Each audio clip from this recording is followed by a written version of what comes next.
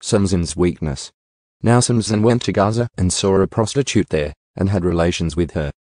When it was reported to the Gazites, saying, Samson has come here, they surrounded the place and lay in wait for him all night at the gate of the city.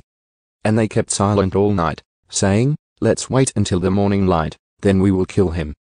Now Samson lay asleep until midnight, and at midnight he got up and took hold of the doors of the city gate and the 2 doorposts, and pulled them up along with the bars. Then he put them on his shoulders, and carried them up to the top of the mountain which is opposite Hebron. After this it came about that he was in love with a woman in the Valley of Sorek, whose name was Delilah. So the governors of the Philistines came up to her and said to her, entice him, and see where his great strength lies and how we can overpower him so that we may bind him to humble him. Then we will each give you 1,100 pieces of silver. So Delilah said to Samson, please tell me where your great strength lies, and how you can be bound to humble you. And Samson said to her, if they bind me with 7 fresh animal tendons that have not been dried, then I will become weak and be like any other man. Then the governors of the Philistines brought up to her 7 fresh animal tendons that had not been dried, and she bound him with them. Now she had men prepared for an ambush in an inner room. And she said to him, the Philistines are upon you, Samson. But he tore the tendons to pieces just like a thread of flax is torn apart when it comes too close to fire. So his strength was not discovered. Then Delilah said to Samson, behold, you have toyed with me and told me lies. Now please tell me how you may be bound. Then he said to her, if they bind me tightly with new ropes which have not been used, then I will become weak and be like any other man. So Delilah took new ropes and bound him with them and said to him, the Philistines are upon you, Samson. For the men in the ambush were waiting in the inner room. But he tore the ropes from his arms like thread. Then Delilah said to Samson, up to now you have toyed with me and told me lies. Tell me how you may be bound. And he said to her, if you weave the 7 locks of my hair with the web and fasten it with the pin, then I will be weak like any other man. So while he slept, Delilah wove the 7 locks of his hair with the web. And she fastened it with the pin and said to him, the Philistines are upon you, Samson. But he awoke from his sleep and pulled out the pin of the loom and the web. Delilah extracts his secret.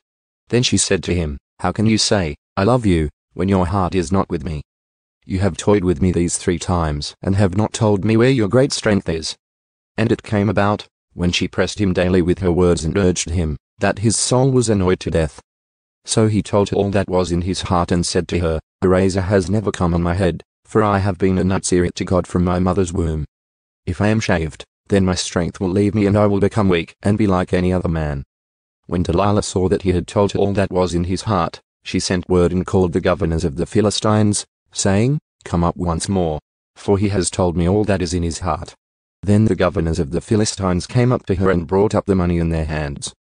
And she made him sleep on her knees, and called for a man and had him shave off the 7 locks of his head. Then she began to humble him, and his strength left him. She said, the Philistines are upon you, Samson. And he awoke from his sleep and said, I will go out as at other times and shake myself free. But he did not know that the Lord had departed from him. Then the Philistines seized him and gouged out his eyes. And they brought him down to Gaza and restrained him with bronze chains, and he became a grinder in the prison. However, the hair of his head began to grow again after it was shaved off. Now the governors of the Philistines assembled to offer a great sacrifice to Dagon their god, and to celebrate, for they said, our God has handed Samson our enemy over to us. When the people saw him, they praised their God, for they said, our God has handed our enemy over to us, even the destroyer of our country, who has killed many of us. It so happened when they were in high spirits, that they said, call for Samson, that he may amuse us. So they called for Samson from the prison, and he entertained them. And they made him stand between the pillars. Then Samson said to the boy who was holding his hand, let me feel the pillars on which the house rests, so that I may lean against them. Now the house was full of men and women, and all the governors of the Philistines were there.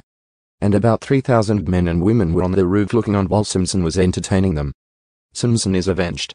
Then Samson called to the Lord and said, Lord God, please remember me and please strengthen me just this time, O God, that I may at once take vengeance on the Philistines for my 2 eyes.